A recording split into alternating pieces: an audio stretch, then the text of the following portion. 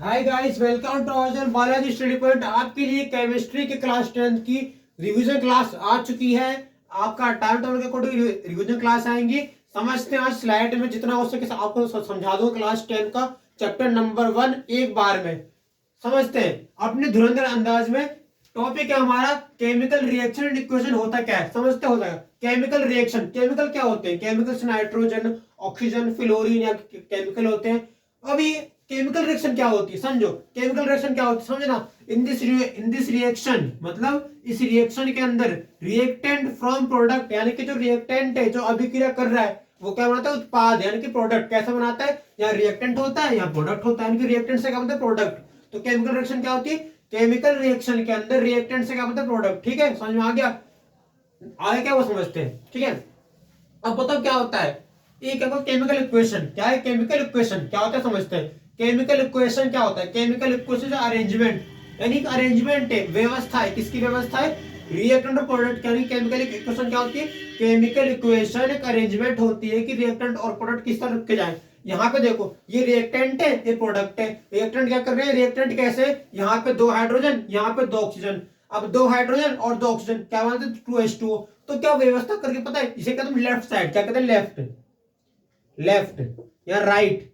मतलब मैं क्या कहना चाह रहा हूं, सिंपल सी बात है भैया, सिंपल सी बात है कि केमिकल इक्वेशन के अंतर्गत हम किसी भी रिएक्टेंट को कहां रखते हैं? लेफ्ट की तरफ। लेफ्ट मतलब 2H2 प्लस O2, लेफ्ट की तरफ।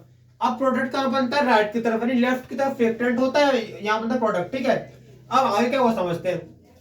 तो ठीक, कोई दिक्कत नहीं, ये तो इक्वेशन है। इक्वेशन बात क्या चाहिए आती है? इक्वेशन को ये समझना कि बैलेंस कैसे करते हैं। बैलेंस की बात समझते हैं, बैलेंस कैसे होता है समझो। बैलेंस में क्या होता है? जिंक है, ये क्या है हमारा? जिंक। जिंक कह रहा, zinc plus sulphuric acid. Zinc है, सल्फ्यूरिक एसिड क्या बनता है? जिंक सल्फेट और हाइड्रोजन गैस निकल जाती है। क्या ये इक्वेशन बैलेंस है? समझते कैसे बैलेंस है। हमारे पास क्या दे रखा है अभी, देख लो भैया।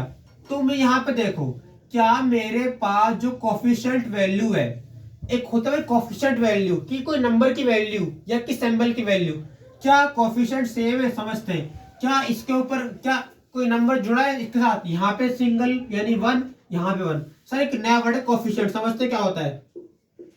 कोफिशिएंट का मतलब क्या होता है? कोफिशिएंट, कोफिशिएंट क्या होता है? कोफिशिएंट का मतलब होता है ऐसा नंबर जो कि किसी भी एटम के साथ जुड़ा, जिसके यहाँ पे जिंक है, जिंक 1 है तो कोफिशिएंट कितना होगा उसका? 1। जिंक 2 तो कोफिशिएंट क्या होगा? 2। तो जो नंबर जुड़ा है इसका तो हमारा कोफिशिएंट है। ठीक है, अब कोफिशिएंट समझते हैं क्या होता है, समझ लो। ठीक है, लंबा क्वेश्चन है, बहुत धीरे है। ठीक है, बहुत जल्दी हो जाएगा, कोई दिक्कत नहीं है। समझो भाई, यहाँ पे हमारे जिंक का नंबर 1 है कि कोफिशिएंट हमारा 1 है। जिंक का कोफिशिएंट 1 है, यहाँ भी 1 है, कुछ भी नहीं था 1 मान लेंगे, तो यहाँ पे 1, यहाँ 1, तो सेम कोफिशिएंट है, तो बैलेंस में चल रहा है। ठीक है, लेफ्ट और राइट। आगे देखो आगे क्या है, यहाँ पे 2 कोफिशिएंट है, यहाँ 2 कोफिशिएंट है, 2 हाइड्रोजन 2 हाइड्रोजन, तो बैलेंस चल रहा है, कोई दिक्कत नहीं है। देखो यहाँ पे SO4 है, यहाँ पे SO4 है, तो सब बैलेंस चल रहा है ना। यहाँ पे कोफिशिएंट है नंबर क्या है साथ का? 1, यहाँ पे 1। तो कोफिशिएंट क्या होता है? किसी भी एटम के साथ एक नंबर जोड़ दो। ये एटम है सल्फर का, यहाँ पे जोड़ दो 2, तो कोफिशिएंट कितना है? 2। तो कोफिशिएंट क्या होता है? कोफिशिएंट में नंबर, कोफिशिएंट कहते हैं इसको, इस नंबर को कहते हैं कोफिशिएंट। ठीक है, कोफिशिएंट पहचानो, कोई दिक्कत नहीं। अब फिर और समझते हैं आगे क्या दे रखा है। यहां समझो, क्या मेरे पास कोफिशिएंट सेम है? देखो यहाँ पे हमारा एक एफ ही है, मतलब कि यहाँ पे सिंगल एफ ही। कोफिशिएंट वैल्यू एफ की 1 है, यहाँ पे वैल्यू तो 1 रहेगी, पर यहाँ पे कितने 3 है। तो क्या ये अलग अलग है? यस सर जी, अलग अलग है ना। यहाँ पे एक वैल्यू, 3 वैल्यू है। समझो क्या होगा यहाँ पे क्या होगा? ये एफ ही, ये 1, ये 3, तो डिफरेंस है ना। अब इनमें क्या डिफरेंस है? 3 नंबर का डिफरेंस है, 3 नंबर का। तो मेरे पास अब देखो कितनी बड़ी दिक्कत है मेरे पास। यहाँ पे सिंगल एफ है, 3 एफ है, कितनी बड़ी दिक्कत है। यहाँ पे 1 एफ काम कर रहा है, 3 एफ काम कर रहा है। कोफिशिएंट तो सेम है ही नहीं, 7 का नंबर तो सेम बन ही नहीं पा रहा, 1 और 3। तो मैं क्या करूं, अगर मैं यहाँ पे इसका 3 से मल्टीप्लाई कर दूं, क्या अगर मैं लेफ्ट हैंड साइड 3 से मल्टीप्लाई कर दूं तो क्या हो जाएगा? 1 इंटू 3, 3 कितना होगा? 3 एफ, 3 एफ। क्या एफ बैलेंस हो गया?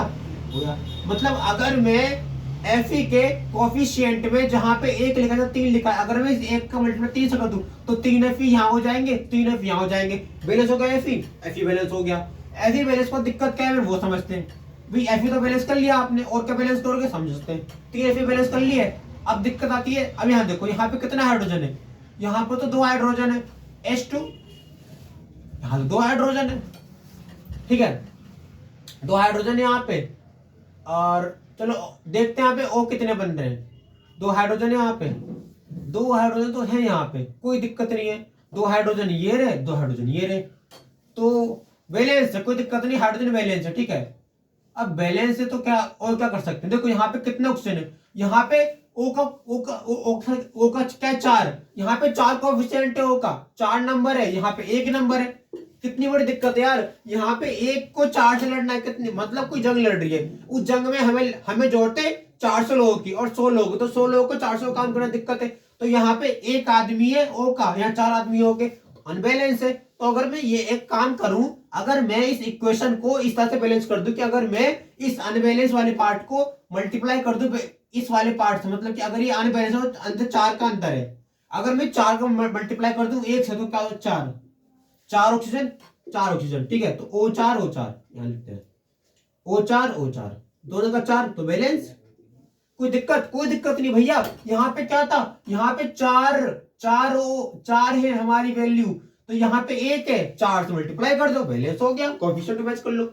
अब कोएफिशिएंट मैच कर लिया, अब अगर यहाँ पे 4 होगा तो मेरी क्या बैलेंस, क्या क्वेश्चन बनी, लिख दो 3Fe बैलेंस कर लेता आपने सर जी, हाँ 3Fe यहाँ पे, 3Fe यहाँ पे, सेम कोएफिशिएंट सेम वैल्यू, कोई दिक्कत नहीं, कोएफिशिएंट सेम बन गया। प्लस और भी चीजें, H2O Fe3O4। अब यहाँ पे 4, यहाँ पे कितने आपके 4 ऑक्सीजन, नहीं Fe3O4 है ना, हाँ 4 है। अगर मैं इस 4, अब यहाँ पे 4 है हमारे O की वैल्यू, यहाँ पे तो भैया गलत मैच हो रहा है, मैच में गलत, पता है यहाँ पे O का 4 कोएफिशिएंट है, 4 नंबर है, यहाँ पे सिंगल O है, दिक्कत है। तो यहाँ पे 4 है, यहाँ पे 1 है, तो 4 O और सिंगल O, दिक्कत है। तो अगर मैं इसे 4 कर दूं तो 4 होते ही ये 4H2O बन जाएगा। प्लस अब यहाँ पे कितने दिक्कत, अब इसके पास, अब यहाँ पे कितने हाइड्रोजन बन गए, 4 दूनी 8, मतलब एक तरफ है हमारे 8, मतलब एक कोएफिशिएंट हमारा 8 के बराबर है, और एक हमारा 2 के बराबर है, दिक्कत है ना। यहाँ कितने का अंतर पड़ रहा है, 4 का अंतर है ना, यहाँ पे 8H है, यहाँ पे 2H है, मतलब कोएफिशिएंट तो मैच हो ही नहीं पाया, और कोएफिशिएंट मैच हो तो दिक्कत है। तो अगर मैंने मैच करा दूं, और अगर मैं 8H को और H2 को बराबर कर दूं, तो कैसे बराबर करेंगे समझते हैं। 8H को और H2 को बराबर करने के लिए अगर मैं इसका मल्टीप्लाई H2 का मल्टीप्लाई 4 से कर दूं, तो 4 दूनी 8 हो जाएगा, नहीं 4H2, तो बैलेंस हो गया। तो बैलेंस कर दिया, तो बैलेंस करते क्या होगा, 4H2, समझ गए। तो सारे कोएफिशिएंट मैच करने का कैसे करना है भैया जी, यहाँ पे 1 जिंक है, यहाँ पे 1 जिंक है, सेम कोएफिशिएंट बन गया। भैया जी यहाँ पे 2 हाइड्रोजन है, 2 हाइड्रोजन है, मैच कर यानी सेम कोएफिशिएंट बन गया। यहाँ पे सर जी 1 ऐसे, यहाँ पे 1 ऐसे, बैलेंस हो गया। यहाँ पे सर जी 4 O है, यहाँ पे 4 O, बैलेंस हो गया। इतना ही नहीं, और आगे बढ़ो, और आगे क्या बोल रहा है सर जी, यहाँ तो कोएफिशिएंट डिफरेंट है, यहाँ पे 1 Fe है, यहाँ पे 3 Fe है, दिक्कत है, डिसबैलेंस है। अगर मैं 1 Fe और 3 Fe को देखूं तो अनबैलेंस अनमैच है। अगर मैं 1 Fe और 3 Fe को देखूं तो कितने का अंतर है सर जी, 3 का अंतर, कितने का, 3 का अंतर है। अगर मैं इस 3 के अंतर के लिए अगर मैं इस 3 के अंतर के लिए 1 Fe का मल्टीप्लाई 3 से कर दूं, तो ये यहाँ पे सिंगल Fe था, अगर Fe सिंगल है, और अगर मैं इसका मल्टीप्लाई 3 से कर दूं तो क्या बन जाएगा, Fe3, same coefficient same value, balance हो गया सर जी। तो यहाँ पे क्या आ गया, 3Fe, Fe3, ठीक है, 3Fe, 3Fe। यहाँ पे देखो सर जी दिक्कत क्या थी, यहाँ पे सर जी, यहाँ पे कितने, यहाँ पे तो 4 ऑक्सीजन है, यहाँ पे सिंगल ऑक्सीजन है, समझो भैया 1 ऑक्सीजन है, 4 ऑक्सीजन है, दिक्कत है ना। कितने का अंतर है, 4 का अंतर है। अगर मैं इस 4 के अंतर को, अगर मैं 4 का जो अंतर है O में, O का 4 अंतर, मतलब O का 4 अंतर है, अगर इस O के 4 अंतर खत्म करने के लिए मैं देखो तो यहाँ पे 4 का अंतर है, और 4 से कर दो मल्टीप्लाई, तो O4 बैलेंस हो गया सर जी। O के 4 मॉलिक्यूल, कहानी यहाँ खत्म नहीं होती, कहानी तो बहुत बड़ी है भैया। जैसे ही O के 4 बैलेंस हो जाएंगे तो 4 दूनी 8, अब यहाँ पे 4 ऑक्सीजन बन गए, 4 O तो बैलेंस हो गया। मेन दिक्कत किसकी पता है, मेन दिक्कत यहाँ पे आ रही है किसकी पता है, मेन दिक्कत यहाँ पे हाइड्रोजन की। यहाँ पे 4 दूनी 8 हाइड्रोजन बन गए, यहाँ पे कितने, 1H2 रह गया। दिक्कत कितनी की है यहाँ पे, 4 की दिक्कत है, 4 की दिक्कत आ रही है। अगर मैं 4 की दिक्कत के लिए 4 से कर दूं मल्टीप्लाई, तो 8 हाइड्रोजन सर जी इसके हो जाएंगे, 2 इसके, तो 8H को यहाँ कर दो सर जी, और इसका मल्टीप्लाई 4 से कर दो, 4H2 खत्म। सेम कोफिशिएंट मैच करा दो, 4H2 4H2, बस कोफिशिएंट मैच करा के काम करना है, कोई दिक्कत नहीं है ना, बहुत इजी है, इतना हार्ड नहीं है।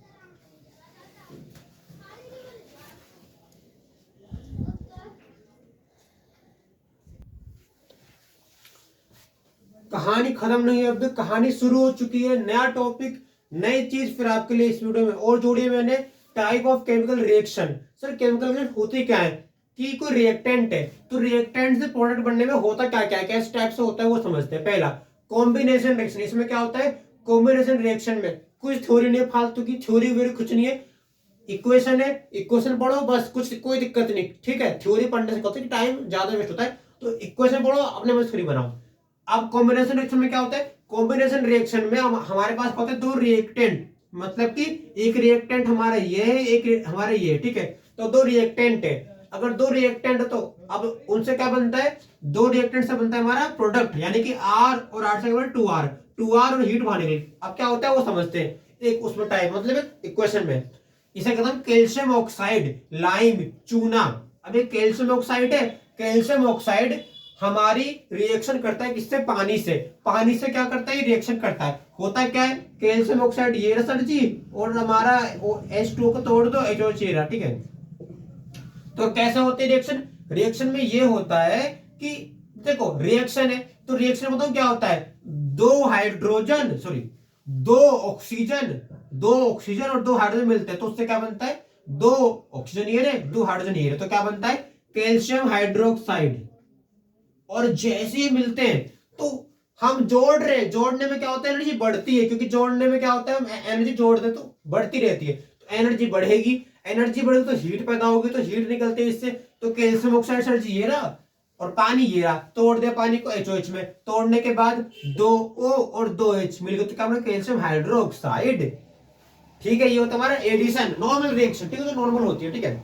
एक होता है आपका डीकंपोजिशन, इसका मतलब होता है तोड़ना, डीकंपोजिशन मतलब तोड़ना, ब्रेक डाउन करना। इसमें क्या होता है हम जोड़ रहे तब तोड़ेंगे, पहले जोड़ेंगे, तोड़ेंगे, डिस्प्लेस करेंगे, 3 स्टेप है, जोड़ना, तोड़ना, डिस्प्लेस करना। जोड़ दिया, जोड़ने के बाद तोड़ेंगे, तोड़ने में क्या होगा, ये कैल्शियम कार्बोनेट है CaCO3, और ये हार्ड है, ठोस फॉर्म में, ठीक है। कैल्शियम कार्बोनेट ये रहा, गर्म कर दिया, गर्म करते क्या होगा, गर्म करते रिएक्शन होगी, रिएक्शन में क्या होगा, रिएक्शन में हीट पैदा होगी, हीट से क्या होगा, हीट से उछलापन बनेगा, कि देखो इतने मॉलिक्यूल है, हीट मिलेगी तो मॉलिक्यूल उछलेंगे, जंप करेंगे, और जंप कर करके एक O उड़ेगा और उड़ के जाएगा इसके पास, Ca के पास, ठीक है।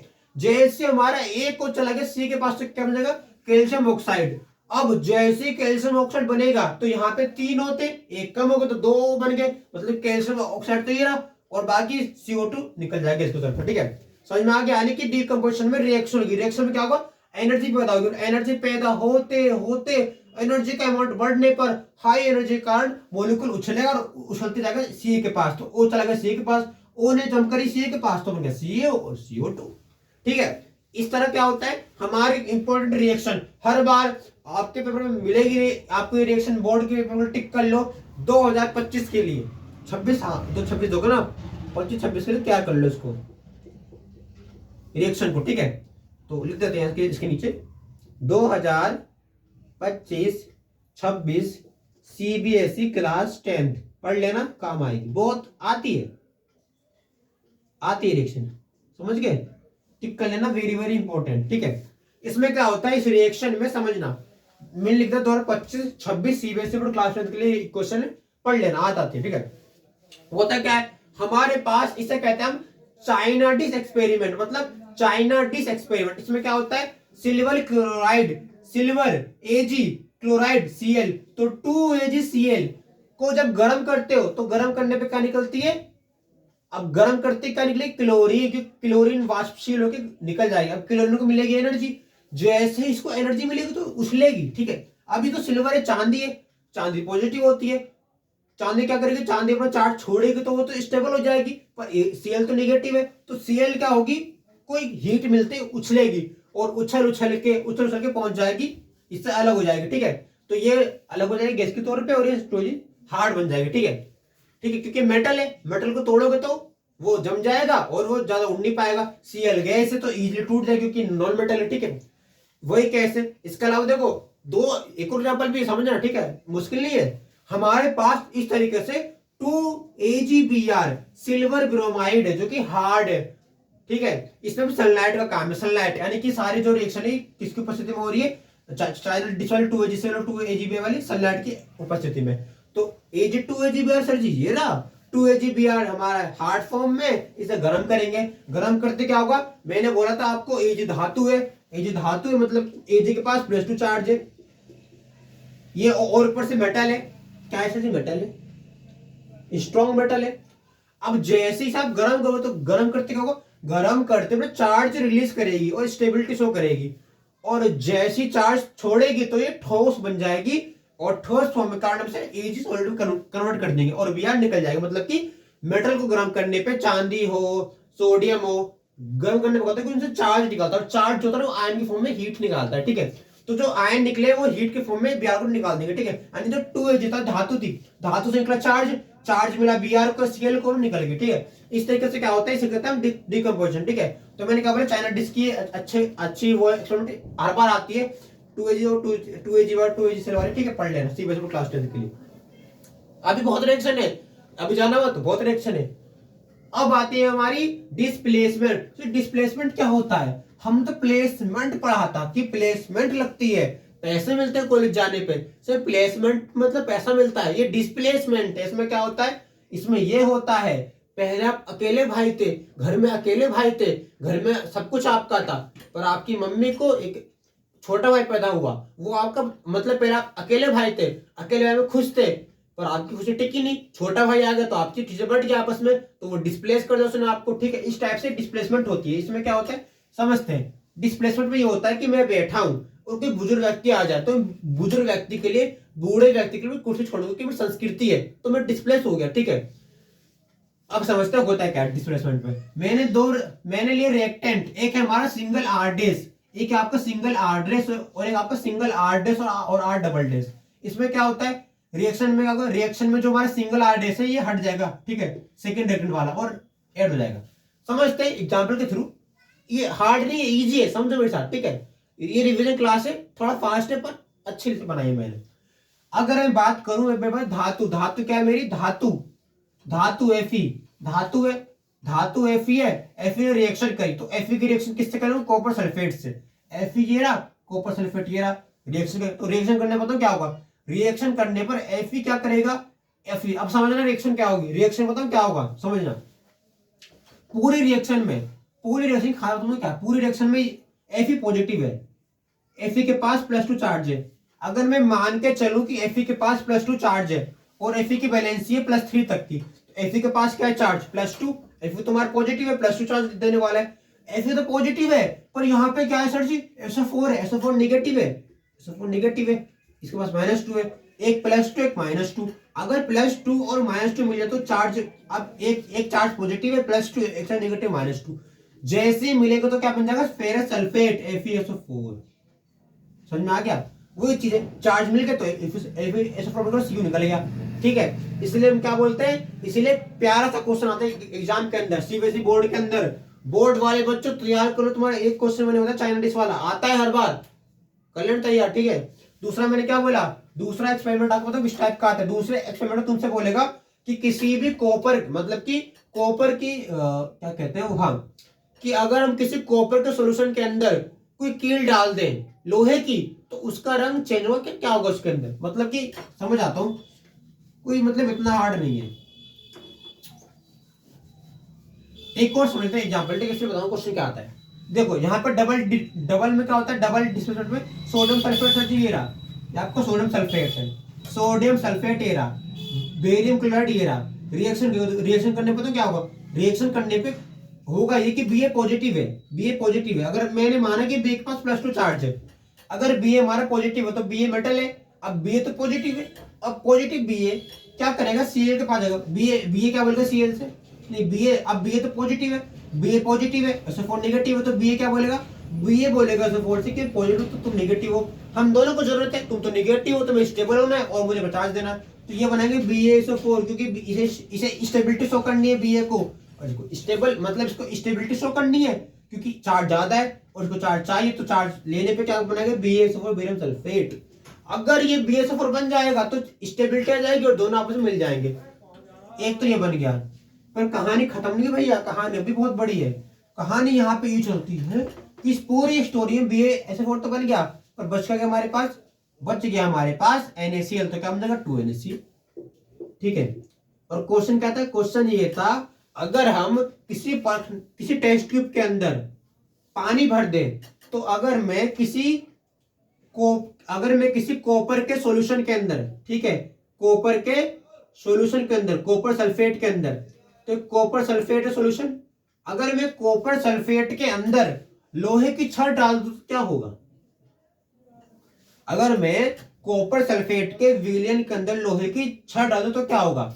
अच्छा क्वेश्चन है, बोर्ड में हड़बड़ आता है, ठीक है, तो पता इसमें होता है, इसमें होता ये है कि कॉपर सल्फेट और Fe में क्या होता है पता है, कॉपर सल्फेट और Fe में जो Fe होता है वो हमेशा पता है क्या करता है, वो कॉपर को डिस्प्लेस करता है, क्यों, क्योंकि एक सक्रियता श्रेणी है, सक्रियता श्रेणी मेटल में, तो सक्रियता श्रेणी में क्या होता है, सक्रियता श्रेणी में जो धातु ऊपर को तो नीचे को डिस्प्लेस करते हैं, तो Fe तो ऊपर है, SO4 नीचे, Fe तो ऊपर है और Cu नीचे है, तो Fe क्या करेगा, Fe डिस्प्लेस करता है Cu को, तो Fe डिस्प्लेस बाय Cu, क्योंकि Fe ऊपर है Cu नीचे है। ठीक है, समझ में आ गया। ऑक्सीडेशन रिडक्शन आपको शॉर्ट वीडियो में दे दूंगा, क्योंकि शॉर्ट वीडियो में समझा दूंगा। ठीक है, तो आप तक के लिए बस इतना ही है, बाकी मिलते हैं नेक्स्ट वीडियो में। और आपके लिए सुनना ध्यान से, पूरी बात अभी खत्म नहीं हुई है भैया, आपके लिए स्पेशली एक शॉर्ट वीडियो बनाई जाएगी, जिस शॉर्ट वीडियो के अंदर मैं आपको क्लास 10th के लिए एक्सप्लेन करूंगा, किसको, ऑक्सीडेशन को एक्सप्लेन करूंगा, समझ लो।